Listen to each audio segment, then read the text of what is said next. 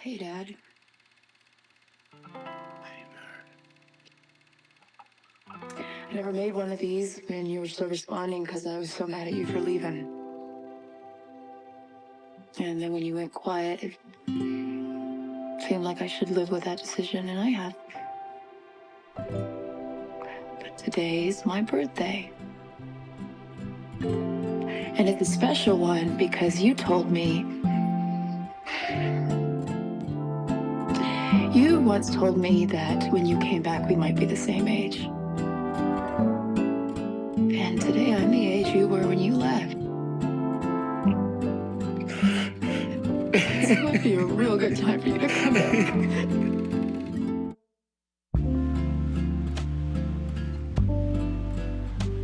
So he's watching all the things, sees his son fall in love, become a father, loses his first son, and in the dialogue, Casey Affleck says, I wanted to name him Coop, as in, like, I want to name him after you, Dad.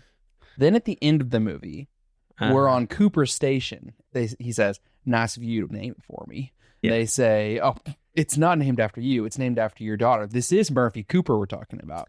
So Cooper is his last name. So did they name the son Coop Cooper? They named him Cooper. That kid just got made fun of his whole life. Cooper.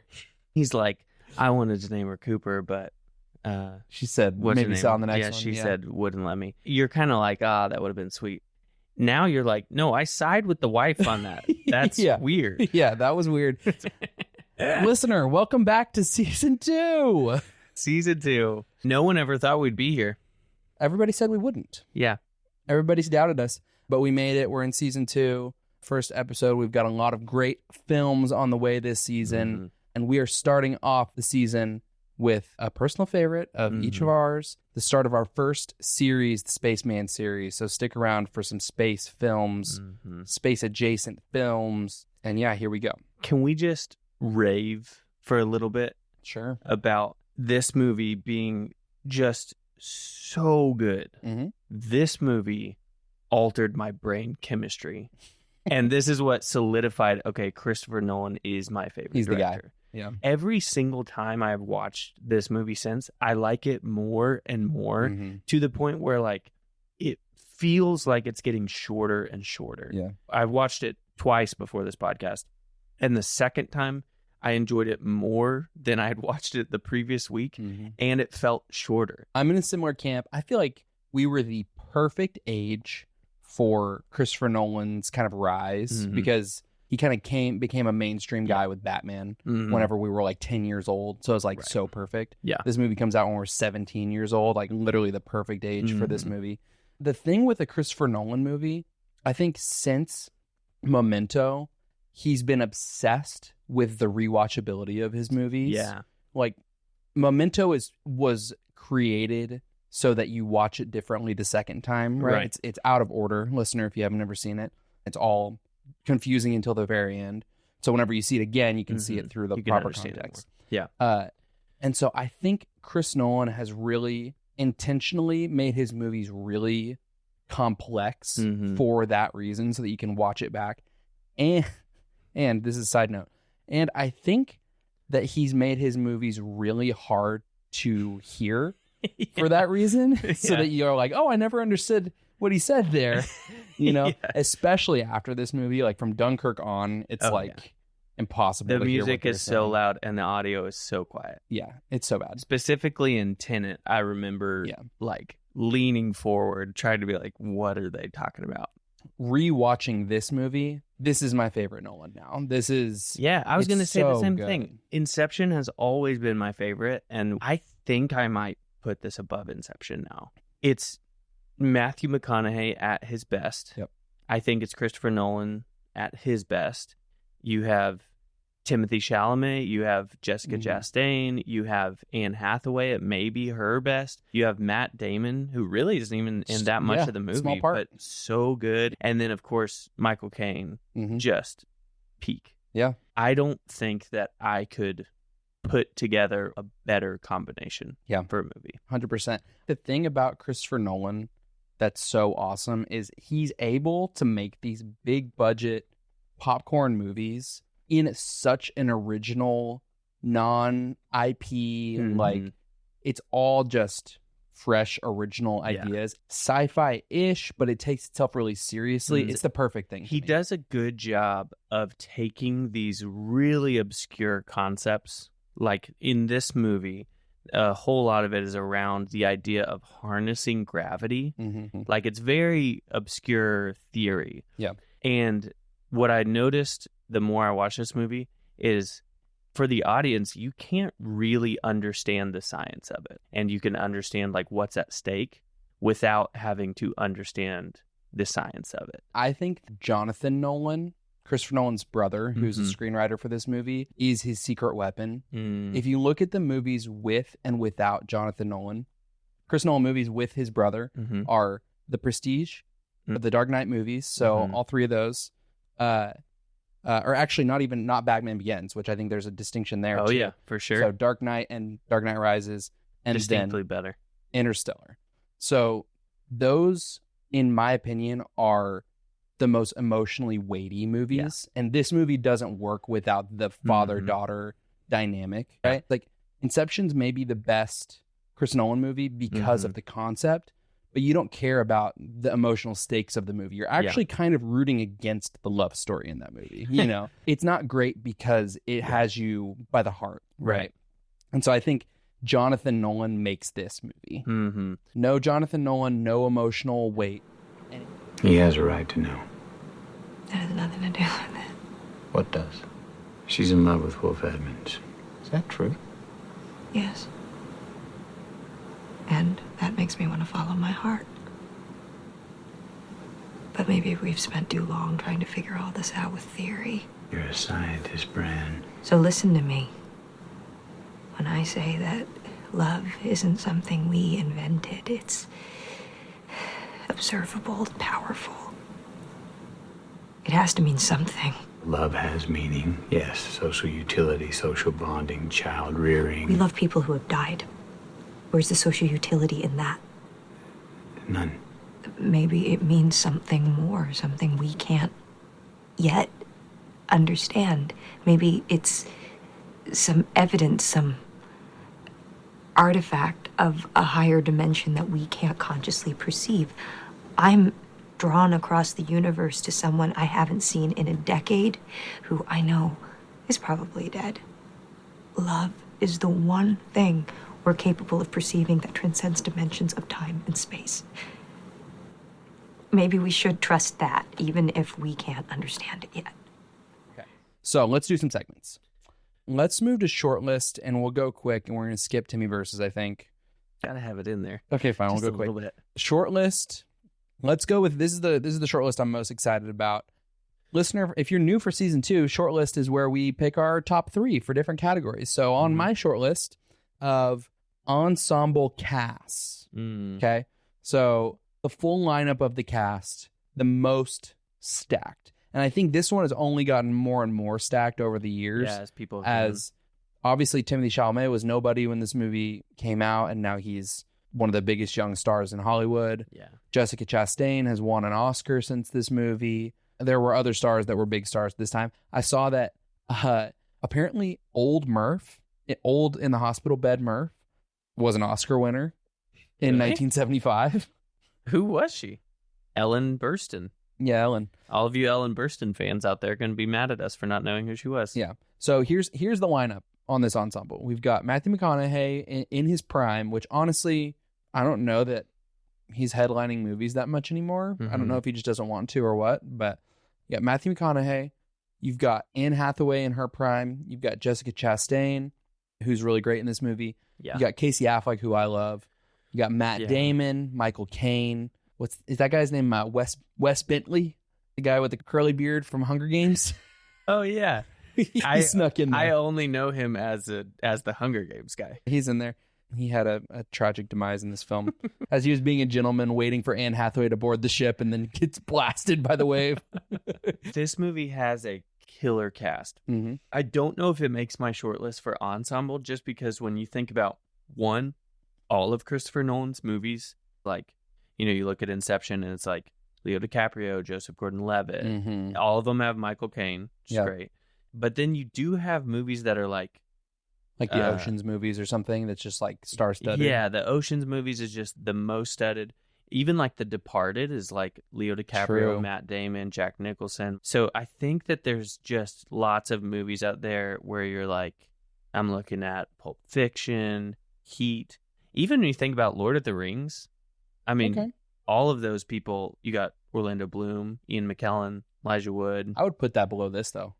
I don't know. That's a stacked cast. If Elijah Wood is in this lineup, he's below Casey Affleck. Yeah, that's probably true. I think, okay, let's go in order. I think probably The Departed is number one. It's got Brad Pitt producing, Leo, Matt Damon, Jack Nicholson, other big names, Mark Wahlberg, Mm-hmm. Alec Baldwin. Yeah. That's got to be up there because those are all prime A-listers. Ocean's movies, Clooney, Damon. Matt Damon is in Brad all of Pitt. these movies that we're listing. He is. He knows how to do it. I would throw all Ocean's movies into one bucket and put them probably at the top, The Departed. Can you find a third that's better than Interstellar? I would put, personally, Lord of the Rings. Huh. Because, Because of Orlando Bloom, mainly? no, you have Ian McKellen, you have Orlando Bloom, Viggo Mortensen, Andy Serkis, I love Viggo Mortensen. He's not a big star. you have Kate Blanchett, you have Christopher Lee. You're stretching here. No, these are big names. No. My third spot goes Interstellar. I want to do, Pollution movies? as far as pollution of the earth movies go, Yeah. this is top of my list. Okay, so let's throw them out. Interstellar, Wall-E, The Lorax. The Lorax. Yeah, top 3. Yeah. There's a couple that I can think of that you're like, just not making it. You know? Like what? Don't Look Up. Uh, Yeah, that's not making it. It's not fun. I feel like a lot of times pollution movies go into just like apocalypse movies, you know, like the Mad earth Max. is destroyed. Yeah. And so I put these above that. I'm good with that. So what about father-daughter movies? Yeah. So What can you think a of? couple to think of. Father of the Bride, Mm, To Kill a Mockingbird. Yeah. He got some great ones like The Game Plan. yeah. King Richard with Will Smith playing Oh, yeah. the father of the Mm-hmm. Williams sisters. Yep. I put this at the top. To Kill a Mockingbird and Father of the Bride is my top 3. I can't think of anything better, to be Yeah. honest. And then it sounds like we're both in agreement. This is definitely top of the 3 Nolan. films. Oh, yeah. I go this, Inception, Prestige. Here's the deal. Me too. But I think that you meant to say Dark Knight in your third spot. No. You like Prestige more? I love the Prestige. Dude, me too. So much. Wow, I love that we're on the same page there. And yeah, no knocks against The Dark Knight, any of the 3. I just love the Prestige so Yeah. much. Dude, I love that movie. Almost all of his movies are great. Yeah. I don't think I could love Interstellar more if Yeah. I tried. Well, we'll see. Just keeps happening. Also, a couple father-daughter movies that we forgot. The Parent Trap. Yeah, Also, We Bought a Zoo. that's true. You seen Also that Matt movie? Damon. Also Matt Damon. Matt Damon is getting lots of shout outs in this episode. Don't worry. We Bought a Zoo will be happening. Maybe not in season 2, but it'll happen. I love that movie. It's big in my house. I got to rewatch it. Okay, let's move to a little Timmy Versus. Listener, if you have not heard Timmy Versus is our segment where we talk about people in this movie and who could beat Timothée Chalamet in a fight. Hand-to-hand combat. Hand-to-hand combat. We're talking about Timothée Chalamet playing the 15-year-old version of Tom. Is that the son's name? So how's this work? You guys come with? I've got class. This one needs to wait. Our options are limited. We can assume he's going to lose to most people. I want to be honest. I think this segment is very short. I've narrowed it down to 3 characters that he could potentially beat. Okay. Maybe 4. Yeah. Here's the 4th that I just thought of. Okay. Could he beat Professor Brand in a fight? I think Michael Caine wins. You think? Yeah. They make Michael Caine look Old and withered. pretty old and withered towards the end of this movie. Yeah. But at this time, he was not as old as he seems. I think he's winning. I think that young Timmy can maybe beat old Murph. I think he could beat old Murph. I had old lady Murph. I think Maybe Donald. I don't think he beats Donald. Donald, listener, is the grandpa. Yeah, the grandfather in this movie. You think he's winning? I think so. He's so small. I think he's losing to everyone else with the exception of maybe Kid Tom, the younger version of Tom. I mean, sorry, Coop. not Kid Tom. Kid Coop with his little coffin. The dust. He could probably beat Coop. Timothy Chalamet is putting Kid Coop in the dust. Yeah, his own son. He could take down. That kid looked really uncoordinated to me. Maybe Kid Murph. I was going to say Kid Murph. I think it's probably a pretty good fight. Honestly, she seems feisty. While we're just on the topic. What about Jesse? Jesse? You know who Jesse is? No. Jesse is the baby that dies. Oh my gosh. Well, Jesse couldn't even survive just air. So he's definitely not going to survive against another human being. We never see Jesse except for through that screen for like 5 seconds. Timothy Chalamet is going to beat the kids in this movie that are younger than him, and he's going to maybe beat old lady Murph. Okay, I agree. And we will be right back. Listener, do you have a favorite movie that you need us to cover on this podcast? This season 2 of the Credits podcast, we're looking for one of you to help us in selecting one of the movies that we cover on the podcast. Here's how to enter. Post a link of one of your favorite episodes on your Instagram story and tag us at the Credits podcast to be entered in. Enter now anytime between now and November 1st. The more you post, the higher chance you have of winning. And back to the show. I know that we're moving into the meat here, but I just have to do one nitpick. Imagine that they show up on one of these planets and corn is growing there. Why do we think that these planets that don't even have soil are going to be better homes than just making it work on Earth? Yeah. I had the same thought. They're leaving a planet that, though they're saying, it can't sustain us for very long, it's still teeming with life. Yeah. Like plants all over the place, crops all over the place. They're going to a world that has no plants, nothing. And they're like, oh, if it's water and air, then maybe we can survive. Yeah. Like, it still looks worse than what you had. Yeah. Okay, here we go, listener. Buckle up. It's season 2, all right? We're going to jump into a little recap before we get into the meat here. Interstellar explores humanity's search for a new home among the stars. In the near future, Earth is dying due to environmental collapse, prompting NASA to send a group of astronauts through a wormhole near Saturn in hopes of finding habitable planets. Cooper, a former pilot turned farmer, joins the mission, leaving his children behind. As they navigate distant worlds and face the complexities of time dilation, the crew grapples with the weight of the burden that they have undertaken. Despite the challenge, Cooper and his crew must press on because they know that the cost is worth it. So, that's what we're talking about. We're talking about Interstellar, and we're specifically talking about the cost is worth it. How long will I be gone? Hard to know. Years? I've got kids, Professor. Get out there and save them. And so the cost that's presented to Cooper is, hey, there's danger. There is the potential of this time slippage that he apparently understands before they even go. Like, there's the potential you're never going to see your kids again. But that payment you're making, what you're going to cash out on that is humanity being saved, right? Yeah. So ultimately, the price that you are paying is worth it in the end. He understands that intellectually in the beginning, whenever he's talking to Murph. Yeah. He says, when I come back, you and me might be the same age. One for you, one for me. When I'm up there in hypersleep, or traveling near the speed of light, or near a black hole, time's gonna change for me. It's gonna run more slowly. Now, when we get back, we're gonna compare. Time will run differently for us? Yeah. Maybe by the time I get back, we might even be the same age. You and me. What?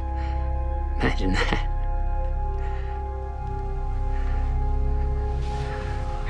Murph. You have no idea when you're coming back. No idea. Oh! Don't make me leave like this. Come on, Murph. Don't make me leave like this, Murph.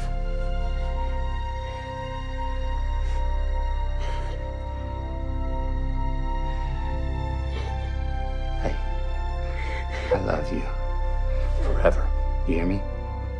I love you forever, and I'm coming back. He, on some level understands that, but she really understands that, because as soon as he's saying that kind of playfully, and then she hears that and her face, drops, and she says, "You have no idea when you're coming back." Jesus says in Luke 14:28, "Suppose one of you wants to build a tower. Won't you first sit down and estimate the cost to see if you have enough money to complete it? For if you lay the foundation and are not able to finish it, everyone who sees it will ridicule you, saying, 'This person began to build and wasn't able to finish.'" So what he's saying is the wise thing to do is to understand what it costs, right? The cost of discipleship, Jesus says, is if you do not give up everything, you cannot be my disciple. 2 verses before that, he says, "If anyone comes to me and does not hate father and mother, wife and children, brother and sisters, yes, even their own life, such a person cannot be my disciple. And whoever does not carry their cross and follow me cannot be my disciple." And so Jesus is saying, hey, there's all kinds of reasons you should come be my disciple, but before you do, understand the cost. And we know that Jesus would often speak in a way that was shocking to get his point across so that people would understand the weight of this. He's saying that with such stark contrast to say, you have to give up everything, including if your family isn't going to follow me and it's going to cost you losing your family in order to follow me, that decision should be so clear that it's like you hate them compared to how much you love me and follow me. So what I assume, I've never read this book, but I assume is a great companion to this episode is Dietrich Bonhoeffer's The Cost of Discipleship. Seems very great and very boring. Blind plug. Yeah. But quote from that book. Did you say very boring? It seems that way. We've never read it because it's old. This dusty old book. Yeah. A quote that I've heard from that book. He says, "Discipleship can tolerate no conditions which might come between Jesus and our obedience to him." So what does that look like? In my mind, I think about, whenever I hear those verses, I think about the rich young ruler. Whenever Jesus tells him, "What do I need to do to follow you?" He says, "Go sell all your belongings, give them to the poor, and then come follow me." That's such a specific, he only says that to him specifically, that's what it is to come follow me. And so it makes me think there's almost this personalized element of what does it mean to follow Jesus for you? And I know that can be kind of confusing because we can go too far with that of oh, well, to me, following Jesus is, I'm more of just a sermons on my iPhone kind of guy instead of a reading the word kind of guy. But I think that in this case, you need to understand for yourself, what does it look like to give up everything? Yeah. What is that thing you're going to hold on to more than Jesus, Yeah. In this movie also, it's Cooper understanding that he has to put aside the things that he wants and loves, which is being with his family. Those things are good things, right? Yep. For him to be there for his kids would be a good move as a father. The greater good of saving the world from destruction outweighs the good desire to be with his kids. We'll find a way, Professor, we always have. Driven by the unshakable faith, the earth is ours. Well, not just ours, no. But it is our home. Earth's atmosphere is 80% nitrogen. We don't even breathe nitrogen. Blight does, and as it thrives, our air gets less and less oxygen. The last people to starve will be the first to suffocate.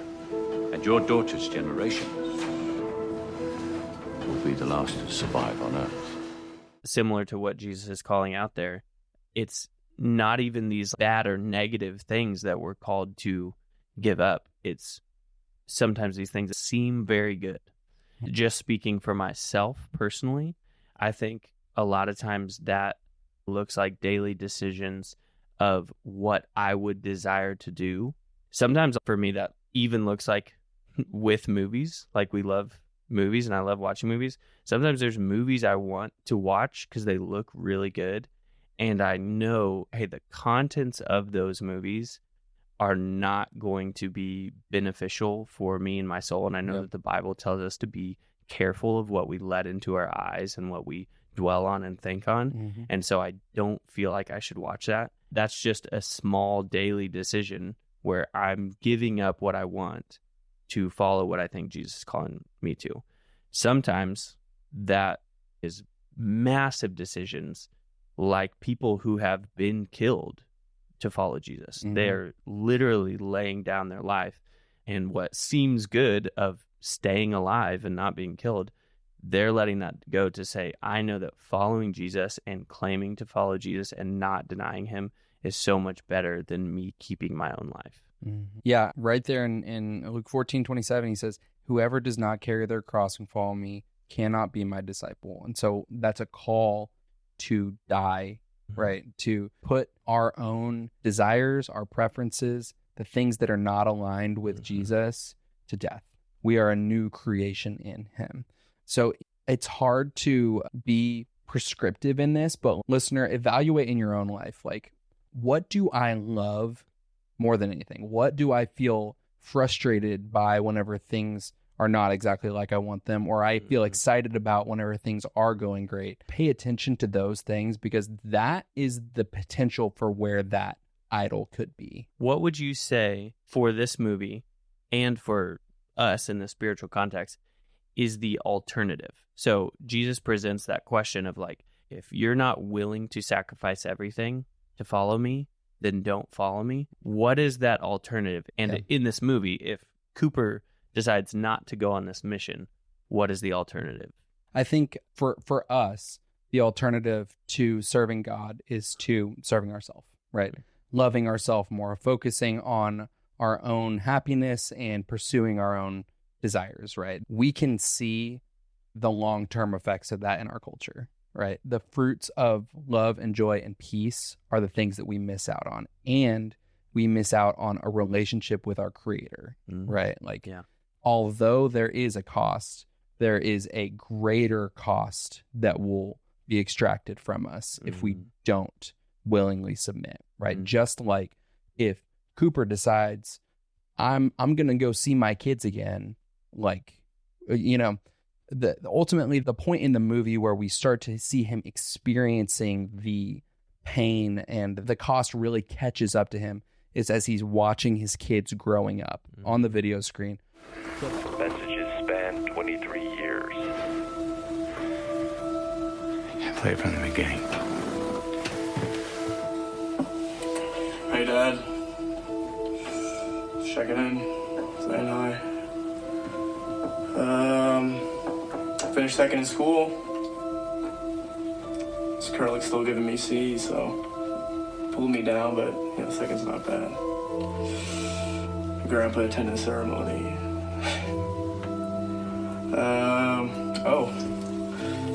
I met another girl, Dad. I really think this is the one. Her name's Lois. That's her right there. Murphy stole Grandpa's car. She crashed it. She's okay, though. Hey, Dad.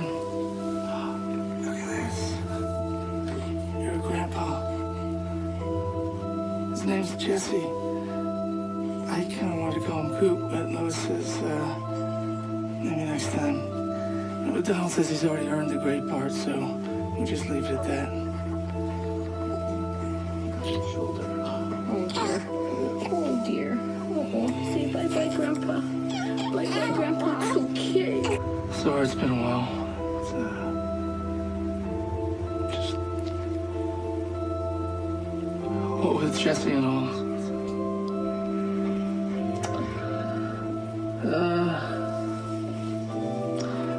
Grandpa died last week. We buried him out in the back 40 next to Mom and Jesse.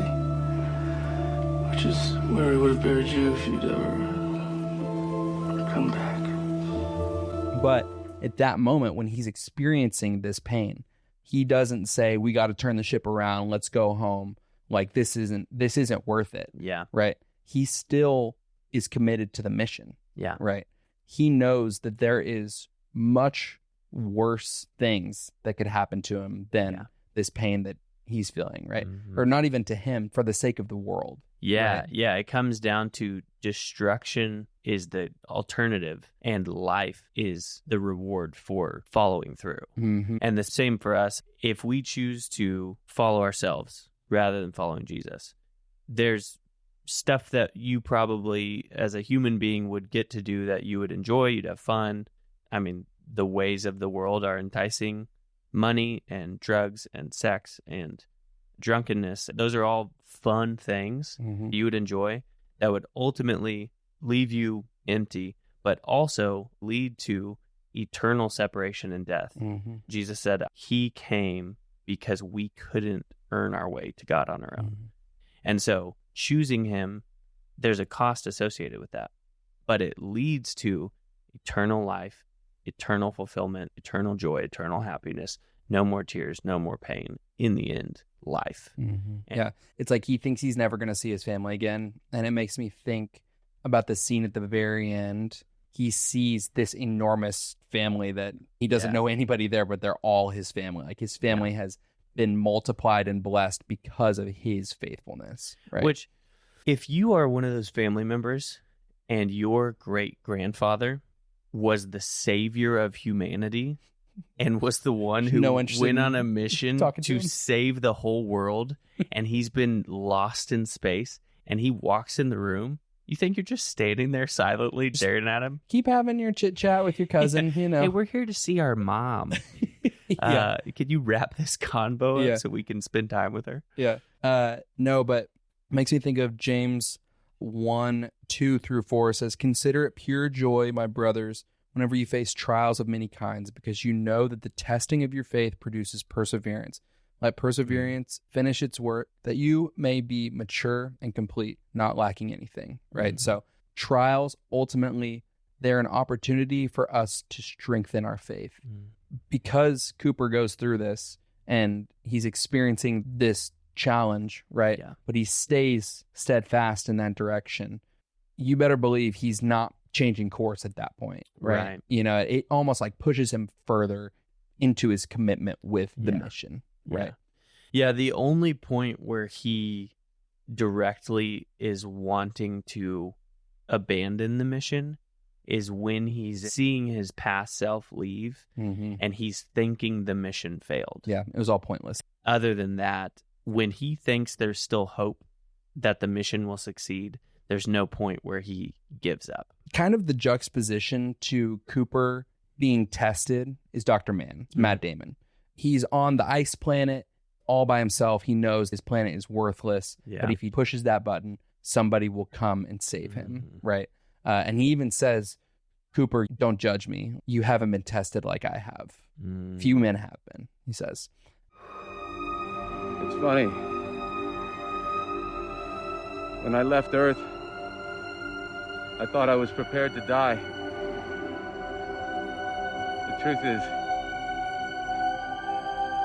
I never really considered the possibility that my planet wasn't the one. Dr. Mann absolutely did not understand the price. Yeah. Right. As someone who didn't count the cost, he causes destruction for those who had been committed to the mission and understood what the price was, right? Yeah, he causes destruction to the people around him. He's too committed to this plan of his, so he steals the ship and tries to dock it himself when they tell him not to, causes destruction to the space station, and kills himself. Yep. And so, again, just a comparison that we see when he didn't consider the cost and didn't follow through with the mission because he chose what he wanted and he chose himself, it leads to death. Yeah, it makes me think of like the person who thinks that they're a Christian, right? Like a cultural Christian who they think they know what it is to follow Jesus, but they're really just living like the rest of the world. Almost like that presence in the church of like, yeah, we're all the same, right? We just kind of show up and pretend Kind of go like through we the all motions, believe this, but we don't really do anything with it. And ultimately it's destructive to our faith, right? So they make it through. Dr. Mann Cooper ultimately sacrifices himself. He gets to that end scene and he understands that even though there was a price to pay, it was all worth it. Yeah. Right. It was me, Murph. I was your ghost. I know. People didn't believe me. They thought that I was doing it all myself.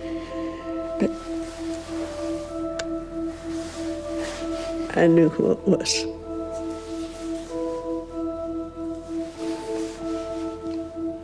Nobody believed me. But I knew you'd come back. How? Because my dad promised me. My dad promised me. Oh, so good. Oh, I'm tears in my eyes just saying it right now. Yeah, he gets that moment of fulfillment. Yeah. So what is that ultimate reward for us? We get to see the ways that our quote unquote cost that we give up, we get to see that return to us. Yeah. 100 times over. And we get to see all the people who have been affected by our faithfulness. Just like him walking into that hospital room, there's whatever, like 100 people. Somehow Jessica Chastain was able to have like 35 kids. With Topher Grace. With Topher Grace. How many child rearing years do you think she had left at that point in her career? Anyways, all to say, like, for us, we get peace. Whatever the hardships in our life are, we're not promised that those are going to go away, but we're promised that God is going to work those things for our good, right? Whether that's in this life or beyond, we have God on our side. Romans 8:28 says, and we know that all things God works for the good of those who love him, for those who have been called according to his purpose. We get a relationship with Jesus now, right? Like we get to experience him. We get to walk through hard times with him. It's like, we're talking about this movie and it's like he's sitting in the control room or whatever and he's crying and he's going through this hardship. But it's like, for us, whenever we go through hardship, like we can lean on him. You know, we can cast our burdens on him. Yeah, the Bible talks about in multiple places of the things that we give up for the Lord gain us rewards in heaven. Yeah. Luke 14:14, you will be repaid at the resurrection of the just. And then in Romans 8:18, it talks about those hardships that we go through because Jesus promised us that we would have them. Romans 8:18 says, for I consider that the suffering of the present time is not worth comparing with the glory that is to be revealed in us. You can see that in this movie where the cost for Cooper is great. I mean, it is huge. He never gets to see his son again. He has a rejoining moment with his daughter, but he wasn't there for her life, her wedding, her graduation, her having kids. So there's a massive cost. But all of that he missed was there because of his sacrifice. And that's what Romans 8 is saying about our current sufferings is the future glory of being in heaven with God for eternity. It's not even worth comparing to anything that we're going to go through on this earth. Jesus says, Matthew 16, if anyone desires to come after me, let him deny himself, take up his cross, and follow me. Whoever desires to save his life will lose it, and whoever loses his life for my sake will find it. That doesn't sound very fun, to lose your life. Just sounds like not very fun. He says these really strong things about this cost that we're talking about, and it's like that. None of that sounds good. But then you look to Revelation 21, he says, he will wipe away every tear from their eyes, and death shall be no more. Neither shall there be mourning, nor crying, nor pain anymore, for the former things have passed away. He will work all things for our good, right? So it's like, do we want the things that we want, or do we want ultimate satisfaction? Do we want the things that we have right now, or do we want something that's so much better? The cost is great. It's worth it. Yeah. All right.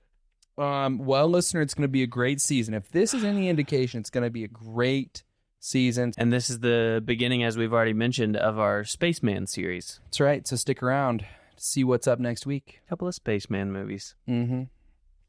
I just want to hear your best impression of Michael Caine saying that poem. Burn. Rage. Rage. It sounds a little Australian. Rage. Do not go gentle into that good night. Roll credits. Don't forget to follow us on Spotify or Apple Podcasts and on Instagram at The Credits Podcast. If you know someone who would love this episode, go ahead and shoot it to them in a text. If it doesn't brighten their day, it'll certainly brighten ours. Don't miss next week's episode where we will discuss episode 1 of the Star Wars saga, The Phantom Menace.